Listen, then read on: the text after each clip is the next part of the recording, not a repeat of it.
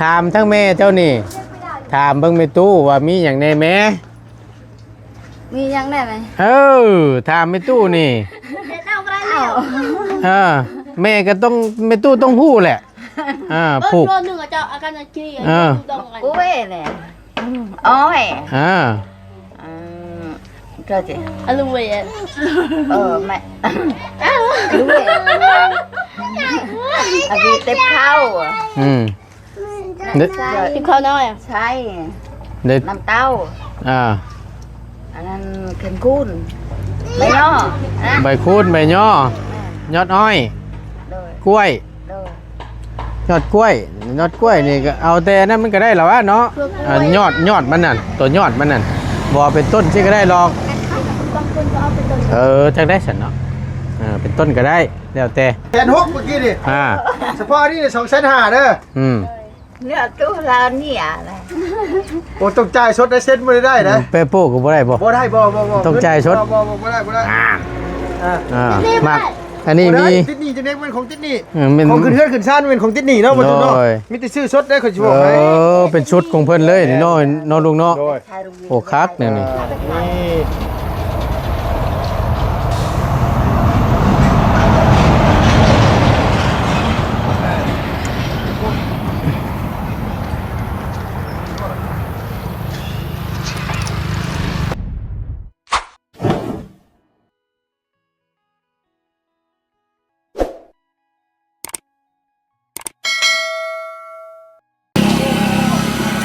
โทรศัพท์ไอ้แหละ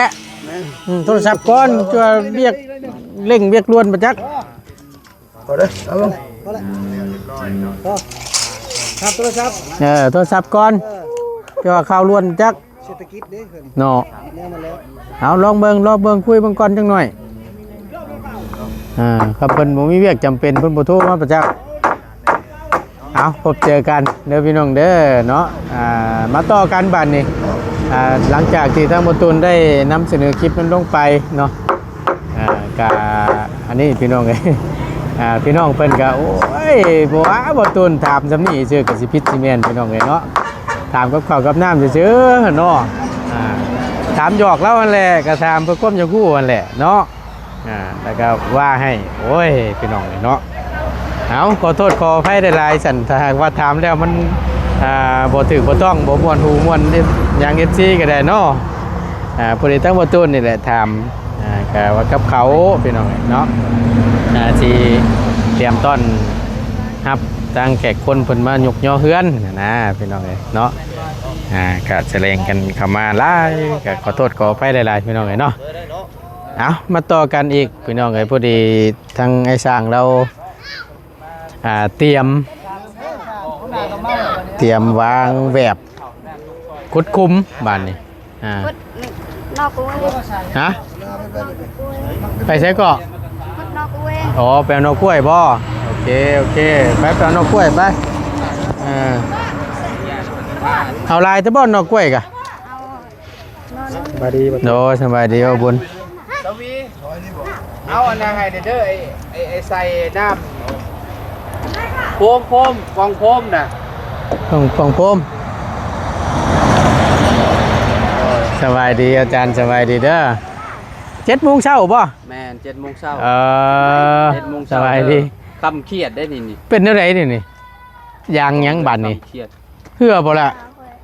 หน้าพังยังบ่ได้นี่มันเป็นอะไรจะดีเซตบอลเปล่าเด้อผมเป็นอย่างเดียวเซตมาหาเลี้ยงก็ได้อันสิถามว่าเวลาเป็นเว้าคนเป็นเราจะโคตรเป็นในการอาหารพอทั้งอาจารย์เตรียมกับข้าวไว้ให้เนาะใครอยู่สั่นเนาะยันเล่าแบบย่างลูกย่างเต้าเนี่ยชื่อมาแบบเป็นพวกที่มาให้เห็ดสับปกมันก็ยันแบบว่ายันบดทันกินทันเวลาค่อยถามแล้วว่าเอาแต่ถ้วยตัวนั่นน่ะนั่นเอาแม่นตัวนั่นน่ะเอาแต่ตัวนี้ไว้ใส่กับข้าวก็น่ามันมัดหลอกเอาไรบาทนี่คำค่อยคำลงแรงลงมาเลยใส่ จานล้นบ่ยากอะไรที่ว่าสบาย นี่พี่น้องไอ้ตีแบบสิประมาณนี้แหละนี่ ใครแน่แต่ดินมันเพียงแล้วบ่ต้องพุดหยังหลายเนาะการเรียนเนาะ เมื่อสุดท้ายตอบได้เรียบร้อยมาแล้วตัวทำเป็นปืนมันเจ้าได้มือเด้อ อย่างนี้หวานนี่เมาเลยเมาแหลดบ่โอ้ยเนาะเอาทักทายสบายดีและสวัสดีอีกครั้งหนึ่งเราะพี่น้องเนาะพบเจอกัน โอ้ยเมาแล้วว่าซั่นมันร้อนเนาะเอาก็ถือว่าได้ประกอบแล้วเป็นทีเรียบร้อยพี่น้องเนาะเดี๋ยวไปเบิ่งทางแม่อีหล่าเพิ่นเอาอันนั้นมาก่อนพี่น้องเอ้ยไปเบิ่งก่อนไปขุดนอกกล้วยแล้วก็เตรียมและยอดอ้อยยอดหยังกันแล้วพี่น้องไปเบิ่งน้ำเล่าก่อนเนาะจักหน่อยหนึงไปขุดไก่ใช่ไหมจักอึบตัวมาละเย็นแน่นิดนึงพี่น้องเอ้ยโอ้ยพอมีเฮง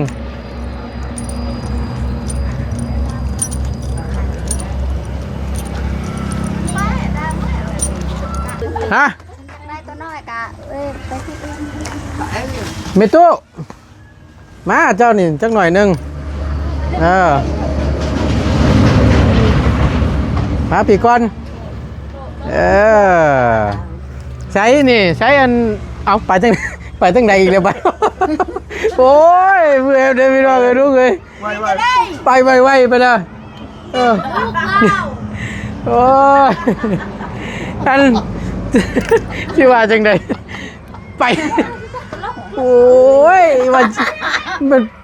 ปวดจักเรากับบริถามเลยดิแม่จะดีเอ้ย ลูกเราให้ ลูกมันให้ รถลูกเราว่าสิทางทาง อันเ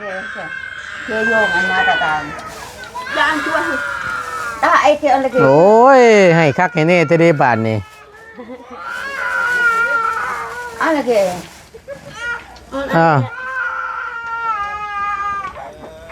มิดอย่าให้โอ้ยเดี๋ยวเอาหมากอันนี้ให้กินแน่นั่นมาง้อนั่นมิด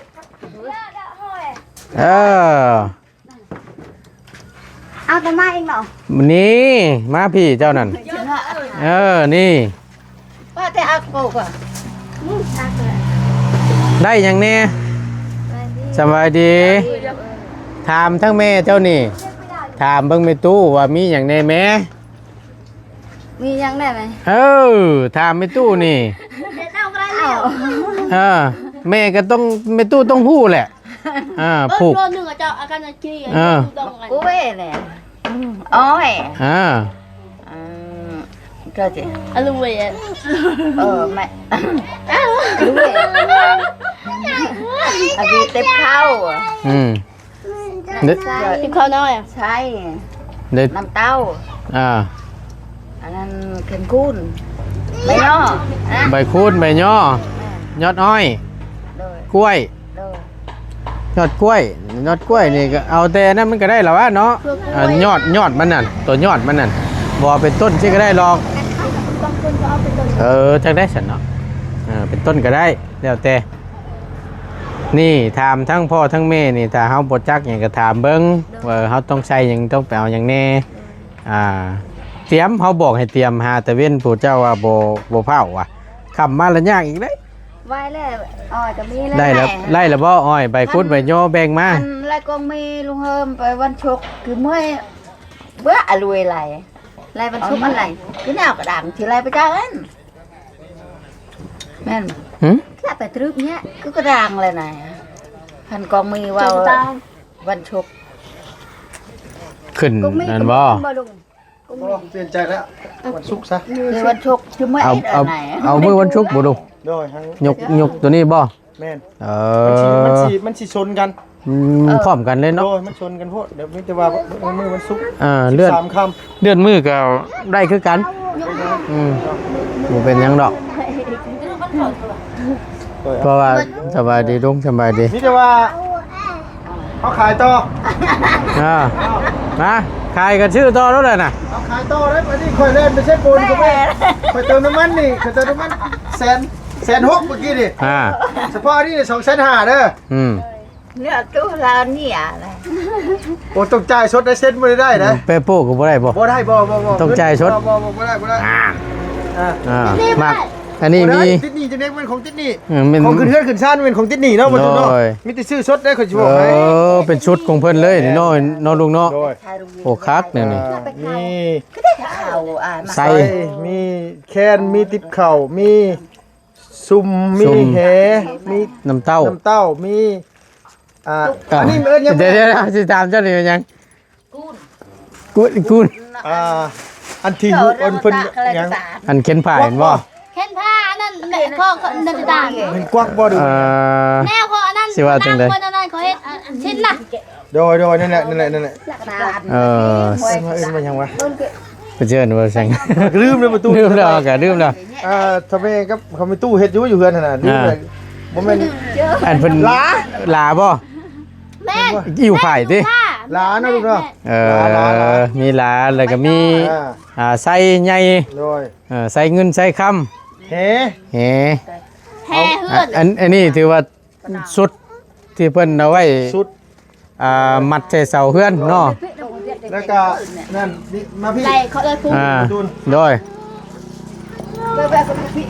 ไอ้อังกัดมาอ้อมมาเลย ข่อยไปเอามาแน่ข่อยคิดว่าสิย่อมื้ออื่น เตรียมพร้อม เตรียมพร้อมพี่น้องเอ้ยยอดอ้อย ยอดอ้อยยอด ใบย่อ ใบย่อ เดี๋ยวแต่บ่แม่นใบคูณนี่นะ เจ้ากับฟ้าแต่ค่อยเว้าเนาะ ได้ไปเลยเจ้านี่เนาะ ใบคูณใบย่อ ใบคูณยังใบย่อยังบ่ทันได้อยู่เดี๋ยว ยั นี้ ง นะ ยังบ่ทันมี โดยมีแต่ว่ายอดอ้อยนี่เอายอดนึงแล้วก็ตัวนึงนี่สิแช่น้ำไว้ เป็นวันศุกร์สิย่อเงินสักมี อันนี้นี่ขายต่อตัวนี้นะจังไดก็ต้องขายต่อบ่ขายต่อค่อยสิเก็บไว้ครับบ่ขายต่อครับบ่ซื้อ คุยกันกับเพิ่นพุ่นแหล้ว โดย เจ้าของเพื่อนพุ่นแหละเฮ็ดอะไรตกลงกันแล้ว ไปจังไง ใช่อ่านเพอบ่ได้นี่กะไปทางไหนอีกใช้เราไปใช้อีกเลย หายตลอดเลย ใช้ ไปคนที่ ฮะเจ้านกกล้วยอีกกักเด้นี่พี่น้องเอ้ย เราไปเอามาเป็นต้นนอกๆว่า เขาว่าเอายอดมันนั่นยอดนอนน่ะ โดย ตัวนั้นได้เนาะมัดคู่กับมันนั่นเนาะฮะบูบ่ ไหนพวกอะไรเจ้า โอ้ยกลัวได้พี่น้องไปเลย หายจิหน่อยหายจิ เนาะไล่ตำก้นอยู่เลยดิ ไล่นะ ว่าเขาว่าบ่จักแล้วให้ถามว่าถามทั้งผู้เป็นแม่เป็นพ่อนี่แหละเนาะว่าต้องใส่อย่างนี้ต้องเฮ็ดอย่างนี้ถ้าเฮาบ่จักเฮาบ่ถามเฮ็ดบ่ฮู้แหละต้องเลยสนใจ ชนกันโคตรได้บรรลุครับว่าสิย่อมือแต่ยังมันชนโคตร เจ้ายกขึ้นบ่เลยบ่ เราว่าเลื่อนเราว่าอาจารย์เลื่อนเราว่า บ่ได้ยกบ่มื้อ แม่นแล้วลุงเริ่มว่าเลื่อนสบายดีพ่ออาจารย์เพราะว่ามันสับสนเราอ่ะก็มีแต่ว่าเฮือนนอกใจดีอย่างเดียว แค่บอกไปเลยนะเอาได้จากคนเด้อบ่เฒ่าเจ้าไปว่าคนละว่า ใช้ประตูเราได้ใช่ ไป ไปแล้วเราไปหาคนแล้ว แค่บอกไปเลยนะ ลองเบิ้งเนาะจะได้จักคน พอกันใหม่ประตู โดยอาจารย์ โดย อา ไป ชีพ มาบ่ คือกันแล้ว ฮะ ไปเลยบ่ แม่นไปเลย แล้วไปเป็นนะนี่เนาะมาจับมาด้วยนะ ถ่าจังหน่อยพี่น้องไงดังนั้นแกกำลังเตรียมคุดคุมศอกคุมเชากันแล้วเบิร์นนี่ตรงอุปหัตเดือนมื้อหนึงเนาะของเจ้าเนาะเป็นวันศุกร์พอดี ชุกปรี มื้อศุกร์13ค่ำจะบอก 3คำของใหม่3คำ งามยามดีก็ได้คือกัน แบบบ้านแพทย์2คำแบบ ได้อยู่มันก็เนื่องมากกับบ่ได้สับสนกันแล้ว โดย มันจังสิบ่เมื่อยหาคนละมือเอายกคนละมือเอาก็ได้บ่ยากดอก เพราะว่ามันยังไม่ได้เตรียมอย่างซ้ำได้ฮะ มันบ่ทันแต่ก็เลื่อนก็ได้ลอกมือหนึง โดย ทางนี้มันพร้อมมันแล้วก็มีแต่มื้อให้เพิ่น ส่งเวลาเฮ็ดจริงๆเนี่ย ฮะ ไป ใส่ ไปเฮ็ดตึก ส่งไลน์ช่างเพิ่นมาอีกเด้ลุง เวียดบ่ แม่นผู้ชายเห็นบ่ เป็นยิ่งนะ ผู้หญิงนี่แม่นผู้หญิงผู้ชายลูกเป็นหัวหน้าช่างเวียดเพิ่น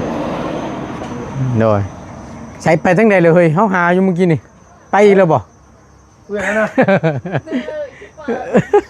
โอ้ยเนาะแบงได้เลย โดยเดี๋ยวค่อยขอเรียกขึ้นไป เจ้าลุง โดย มาแล้วบาทนี่ลุงแม่นบ่นี่เอ้า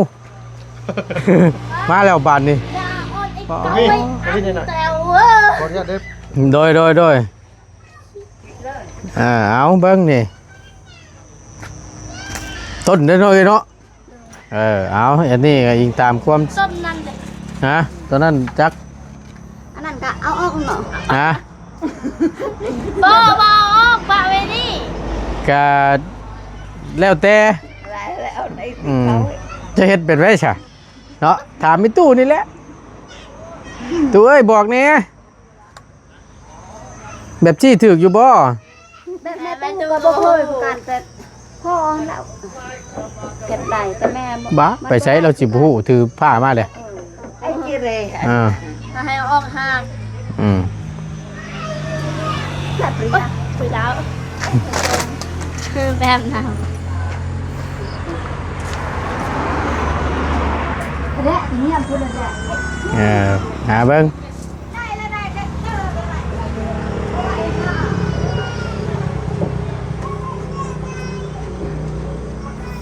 ต้องถามผู้เป็นพ่อเป็นแม่นี่แหละบ่เคยก็ได้ เอายอดก็กล้วยก็ได้ ยอดมันก็ได้ตัว ได้ ยิงตามความสะดวกนะ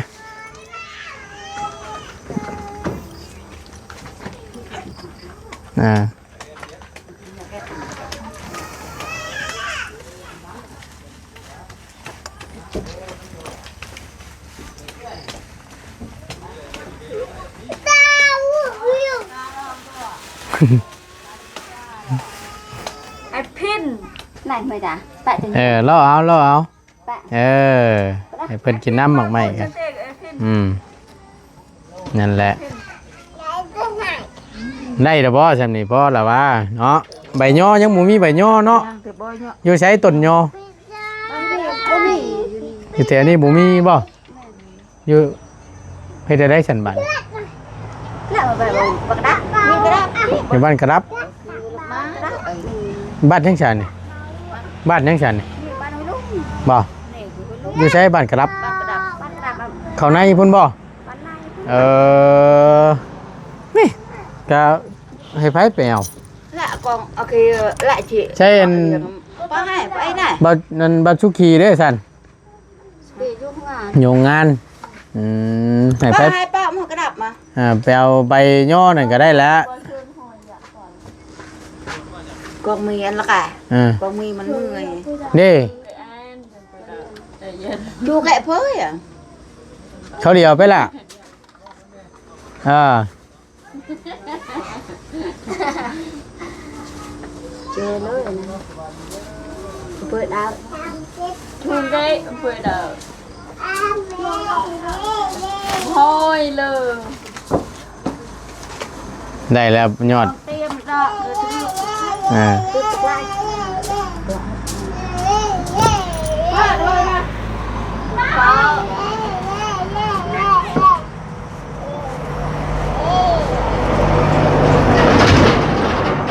ได้กับพวกน้ำพวกหยังหั้นแหละเนาะน้ำขมกขมิ้นเนาะ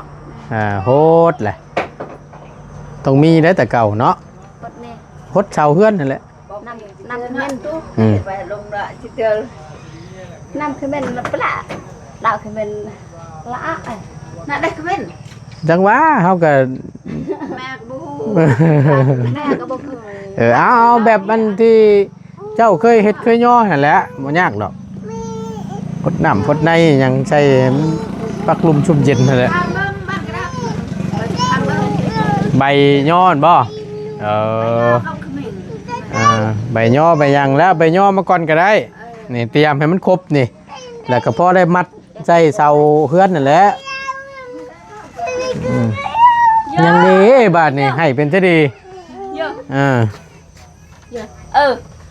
แต่ไอ้พินเยอะ คักนี่นี่ได้พี่น้องเลย เอาบักนี่ใครไปเฮ็ดเดียว ใครในแต่บ่เฮ็ดหน้าเนาะก็เฮ็ดหน้าแล้วก็ปาดโตให้พี่น้องเลยเบิ่งเลิกขับรถเด้อค่อยไปไม่ต้องเลี้ยงพี่น้องเลยใช้คอเพิ่นแล้วว่าเพิ่นให้บ่เพิ่นให้อยู่บ่อ้อยแอวนะนี่แหละเตรียมไปไว้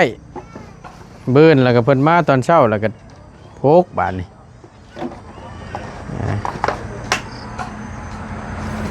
ชุด ตัวนั้นนั่นลูกเฮิมลงไปซื้อเนาะอ่า เพื่อนเขาคงไม่เนี่ยก็เงินเอื้อไปเนี่ย ฮะ นี่แล้วนะ เอามันตัวนี้มันจักเช้าแหละ 12 โอ้12เช้ากับตัวนี้ได้ใหญ่บ่ตัวนั้นก็เก้านึงวะมันกํลังนี่แล้วอ่ะใหญ่กว่า พวกแบบเขาแบบว่าที่เนาะ ห้องมันบ่กว้างเป็นอย่างลอกเนาะไปมีแต่ถือพุ่นแล้วคำว่านั่นก็จัดเตรียมไปไว้เพื่อนเจ้าพุ่นบ่หรือสิไว้อยู่นี้ ไว้ที่นี่ก็ ไว้อยู่นี่ก่อนพอมัด ให้พ่อมัดให้พ่อเตรียมไว้ก่อนเนาะ แม่มาหูมันบ่เคยเลย เออ ก็พอ แล้วไปหาคนบ่บ่พอน้องเรียงนำโอเคมาแล้วพี่น้องเอ้ยอันกับแว่นแล้วนี่เฮ้ยมักคักมันเป็นอะไรเบิ่งมาพี่ฮะเอาผ้าอย่างนี้บัดนี้ผ้าประตุ้มนี่ว่านึกเคยเอายังฉัน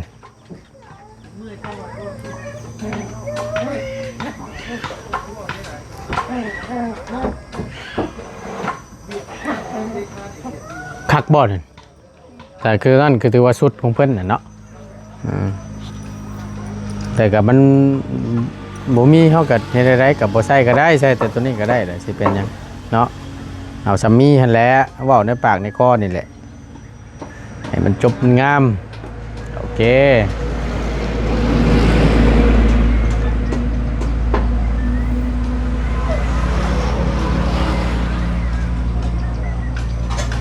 เบิ่นนี่ตื่นแต่เช้าแน่น้อยนึงนึ่งข้าวนึ่งน้ำท่า โอ้ยสิได้นอนอยู่บ่เด้บ่แรงนี่นะ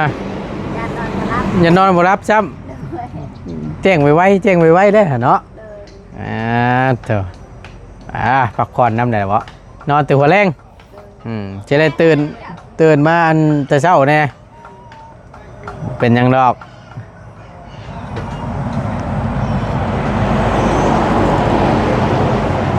ห่อนนะห่อนแท้ห่อนว่าไปต้องเลยหนึ่งก็ผลสิตกสุดท้ายมิดติมสิมบ่ตกช่ำผลก็ได้ แบบว่าฮอนนี่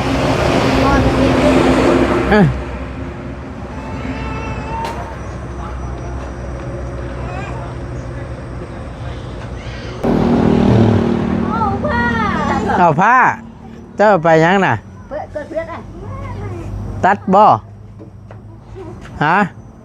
เอาไปยังผ้าบ่จักช่ำบาทนี่ เอาโอเคมีแต่ว่าเอาเตรียมไว้ถ้าไปย่อนิดนึงเดี๋ยวมาต้องคอยมัดใจประตูมัดใจเด้อโอเคมีตัวเตรียมร่างกายให้พร้อมแมลงนอนพักผ่อนในอิ่มตื่นแต่เช้า1 ข้าว1 น้ำแขกคนเพิ่นมาเบิ่นก็7 โมงบ่เบิ่นน่ะ7 โมงเช้าโอเคสัตว์เนาะไปเอาลูกชาชันมึงนี่ให้ง่างอยู่ โอ้ยเนาะยอมมือกันแล้วบ่ตุนก็ได้พี่น้องเอ้ยคักก็ดีใครในแต่พ่อหน้าแม่เราอ่ะพ่อหน้าแม่นี่ให้อย่างเดียวเราอ่ะคักแน่ดิไปเบิ่งเพิ่นยายตีนเสาก่อนพี่น้องเอ้ย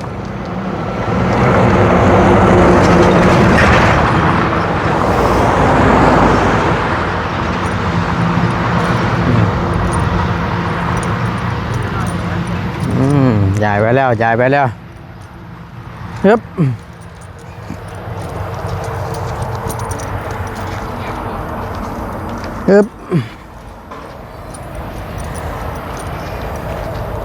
นี่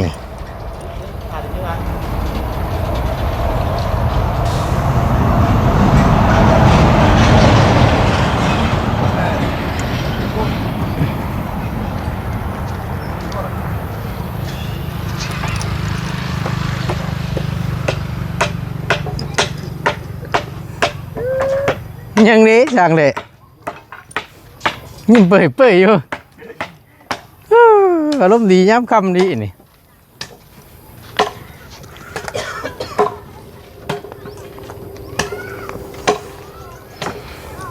เอาไม่ตอกเนาะโอเคพี่น้องบ่ตูนขอตัวจบคลิปปิดคลิปก่อนเนาะขอบคุณหลายๆอยู่ดีมีแฮงโชคมันร่ำรวยเด้อพี่น้องเด้อพบเจอกันเนาะมื้อเช้าเจอกันพี่น้องเนาะว่าเพิ่นสิเฮ็ดคนเพิ่นมาช่วยนี่สิหลายซำใดเนาะถ้าติดตามเบิ่งเนาะเป็นเวลา 7:00 นว่าซั่นไปพี่น้องเอ้ยสำบายดีเด้อ